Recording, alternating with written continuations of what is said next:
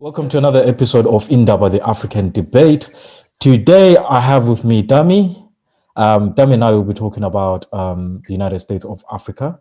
Is it a viable concept? Is it a concept that could work? Or is it a dead rubber?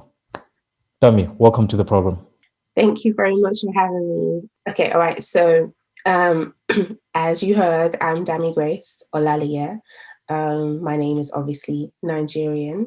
Might not be obvious to some, but yes, it's Nigerian. Um, and I actually am a multiple entrepreneur, if you like to put it that way. So I own my own business, Orisha Culture, which promotes skincare, but from an African perspective. So going back to the ways our ancestors used to look after their hair and skin. And I'm also a producer. So I produce for Amplify Africa, which is a media brand based in the US. Um, so yeah, I have my hands in multiple things. I also produce a podcast called the Wealthy Woman Podcast, which again is another brand based in the US. Yeah. Brilliant. Thank you very much. So what we'll do is, as always, guys, if you're interested in everything that Dami does, I will post the links on the description box to everything that she does.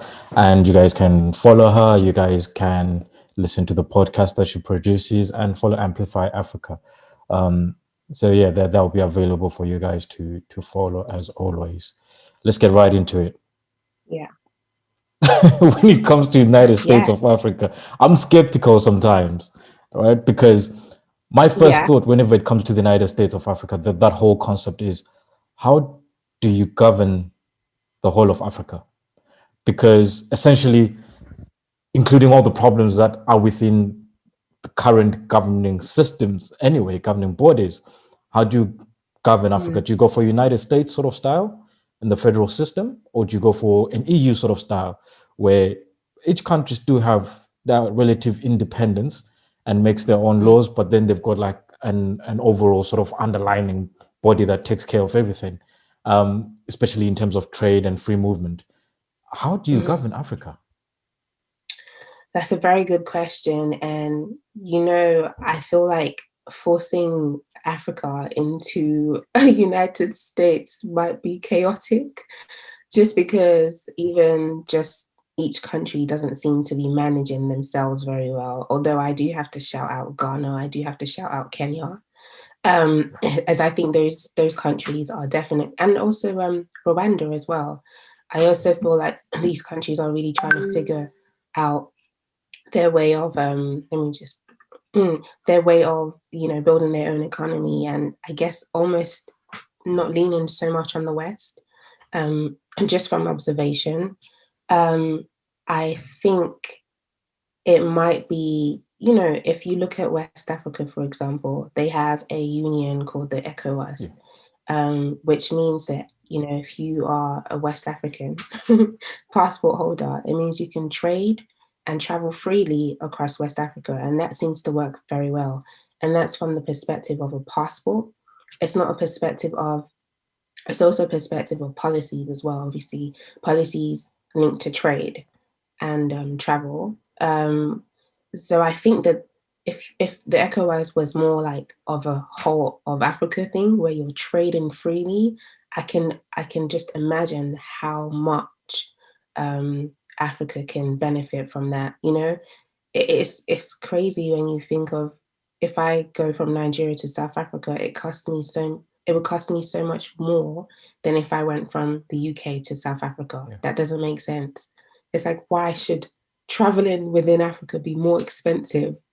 Like, it'll be cheaper for you to go to England and then go to South Africa. Like, that's mad. So you can only imagine if the policies and trade and travel, were in favor of people traveling within the continent and being able to trade. Imagine if there were policies such as, if you wanted to buy orange, for example, people in, I'm going to use Nigeria as an example because I probably have more familiarity with it. Yeah, no, that's fine.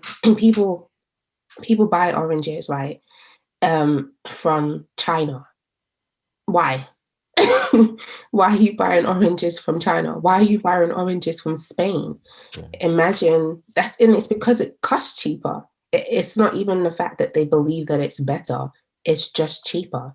So if we had trade policies that made sense from a business perspective to trade within the continent, I can only imagine how much things would be, you know, better is the best Yeah. way, from economy to people's livelihoods, um, and just people's businesses, things would be so much better. Um, so I think that it might be, from my perspective, I think that it shouldn't be a forced thing where it's like we are one country, although it's something that I promote. If you look at my Instagram and my clubhouse, I say Africa is a country. But it's more me rejecting the idea of that we think of ourselves as individuals and we get so offended when people say Africa is a country. I mean, if we see ourselves as one, anyways. You touched on free trade. Mhm. I've I've Yes. always sat down and asked myself, why don't we have free trade, free movement within Africa? I've never been able to come across any publication that says why. I've never been able to come across anyone that has a very solid reason that I can go, you know what? Yeah, that makes sense. I just boiled it down Mm, to one thing. It's just a lot of individuals trying to protect their wealth due to absolutely. corruption and things like that. Because I generally can't see why Africa does not have free movement and free trade. In your perspective, Right. why don't we have that? It's it's crazy that the whole of Africa from Cairo to Cape Town, that doesn't exist. You've kind of answered the question. So it's about people protecting their wealth. But what I find the most craziest thing is that you can find wealth in a different area that benefits the countries. You know, like I'm going to use an example. If you look at a generator, for example, right? Why are people still using generators till today? Africa has sun. Hello, That baffles me. that is energy. It's baffling to me. And I feel like solar panels aren't cheap. So if you want to make money, just swap the generators for solar panels. So sometimes I'm like, I'm not even sure if it's down to people just wanting to protect their wealth, because as a business owner or just someone who's business minded, and I would assume that someone who's um, used to making money is a business minded person. Business minded people always find new ways to reinvent themselves. Yeah, So if I was them, I would be like, okay, generators are one, spoiling the air that I also breathe as a rich person, as a rich African. And also, what else? Like petrol. Why are we still relying on petrol? Like I feel like that's a resource that is soon going to run out, yeah, and we need to look at new ways. And the best thing to do is always to be above the curve. So I'm not even sure if it's just down to wealth or sometimes if it's just plain and simple. I don't know. I don't want to say people are evil, but sometimes I'm just like, it can't just be down to I'm trying to protect my wealth, because you can reinvent yourself to always be, to make money. So sometimes I think there's a lot more behind it. I think that there is yeah, there is an agenda to continuously and consistently make Africans suffer and make them look like they are poor and suffering and they need us, because that image helps the West, because they will always yeah, look like the heroes. So that, for me, that's why I said I don't think it's just down to greed. I think there is an agenda. And also, if you consistently paint that image, you can continuously to take resources from those people. Imagine yeah, you have, I don't know, you have a maid, right? You don't want to pay her more, because if you pay her more, she can one day leave you. She's a really good maid. She makes you really good food. Her food is amazing. She makes you different food. She cleans the house. She does all of these things, and then you're paying her a low amount of money for a reason, so she can need you, so she can stay. So you are always taking her resources, her food, the fact that she cleans on time, the fact that she bathes the kids. You get what I mean? Yeah, So I feel like that is the situation that Africa is in. We are needed, but we're painted to look like we are the one who needs them. that's true. Yeah. Yeah. And I think that's intentional. Yeah, I mean, I personally Yeah. subscribe to that because it just doesn't make sense that a continent that has the most resources in the world that are needed worldwide becomes one of the poorest, if not the poorest. It just doesn't balance up. And I know most people might sit there and say, "Oh, what agenda? Get over yourself." But again, we've also got to think people are coming from different corners of Africa. So Southern Africa would not Mhm. experience what other countries in West Africa experience. For example, it's Exactly. it's not a, how can I put it? It's not a secret that the French is very active in some West African countries. The French Mhm. intelligence is very Oh, yeah. um, present in some West African countries. It is not a secret. So, Yeah. and again, there's always other ways of trying to put people down by the policies that the West always sort of put on certain countries. Um, Now, as much as we have the problems that are coming from the West, we've also Yeah. got problems that are within our ethnic and sort of religious conflicts that are within our own backyard, so to speak. How do we Yeah. solve those if we want to have an open border style system? We want to have an open trade system. How do we solve those kind of problems? You know, what I want to say is a bit, I guess, violent. There's this incident that happened in Ghana some years ago that actually started to improve Ghana, and it required violence. I don't know if you've heard the story, but one day, the people of Ghana decided that they were going to, coup. They organized a coup, and in one night, they got rid of everyone that was in power, and they empowered someone else who wasn't so corrupt. But shortly after, obviously, he left, and someone else not so good went in, but they weren't as Yeah, bad as the person previously that they got rid of. And I think that if you look at history and the way things are, when someone has been, so corrupt, the people were angered and they decided, you know what, we're gonna organize a coup. The only problem with that today is that, as you said, there's a lot of intelligence. You can have someone who looks like, he's just the person at the bar that you chill with every Friday in Lekki, but he's actually an intelligence. You have no idea. So um, it's a bit, I guess, dangerous, especially with the amount of technology that exists today to just organize something like that. But I do think that that is the one thing that um, the Africans should start looking into. We should empower who we want to be in power, not these idiots that keep lying to us every 4 years, every 3 years, and in some cases, in some countries, some presidents have just not moved for many, many, many years, yeah, 40 years some. which is disgusting.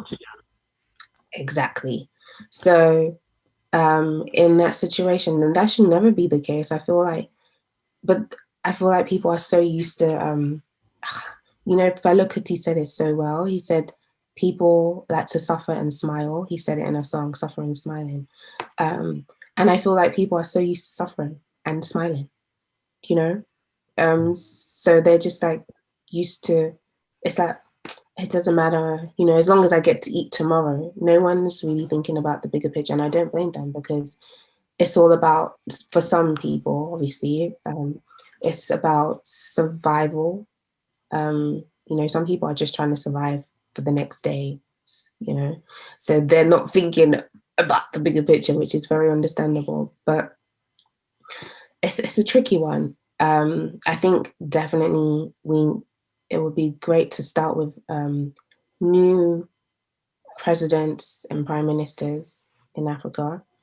What I'm Yeah. noticing actually is there's a lot of younger parties that are coming up, and when I say younger, I mean people in their 30s and 40s. They're forming their own coalitions, and they're getting themselves registered, but they are going through hell being registered Yeah. because yeah, um, uh, like for example, in Nigeria, there's a number of parties actually. I'm following three at the moment. And yeah, they're, 30s, 40s. And one thing that they've really made sure is that they've had a balance of, because Nigeria has so many tribes and ethnicities. So they've tried to balance out, all the different tribes and stuff, which I think that obviously comes from the notion of being young. We care about each other. We've grown up not like our parents, where we have this animosity towards a certain tribe. We're just like we've grown up in the same schools, you know, and we respect and love each other. So um, I'm starting to see a lot of young parties, and I think that that should definitely happen all across Africa, where we have young people being involved in politics themselves. Yeah. We can't leave it to our parents or to the elders because they don't care. So we have to start forming our own coalitions and getting registered, making even if we like, for example, one of the parties, they're running a GoFundMe page because they're realizing that the state is giving them a lot of trouble Yeah. just to get registered. So they're running funds to make sure that it doesn't matter, you can't block me, we have resources. We have resources from the diaspora community. I feel like even these young parties, I think that they should definitely tap into the diaspora, like tap into your cousins and your brothers and sisters in the abroad, for resources.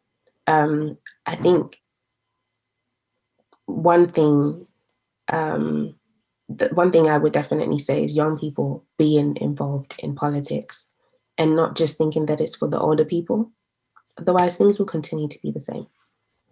So now I think one thing that's been quite relevant and quite Mm. obvious in this conversation is that we're not looking for a full unification of Africa to say, let's be like the USA, become a federal system, have one president. I think Yeah. we're going No. towards an EU style sort of thing where you have Yes. open borders, open trade, free movement. That's what you're looking for, that sort of fluid style to say, okay, you keep your own certain level of independence, but equally, Mhm. we are all one and we're moving and traveling, moving goods, exchanging goods without any tariffs whatsoever. Yeah. How Exactly. do you avoid a Brexit style situation in Africa at the moment if that were to be set up today? I think writing it into the policy. I think writing it into law that there has to be a significant reason as to why you can have a Brexit. I think that has to be written into the law. Like, I don't know, maybe it's that one country is forming genocide on another country. I don't know.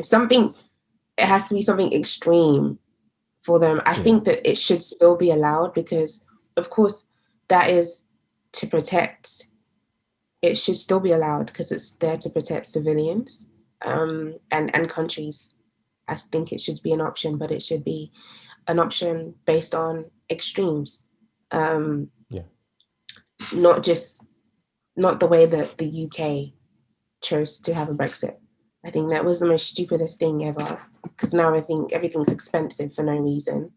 Um, and now we have different policies when it comes to GDPR. It's like it's just yeah, stupid.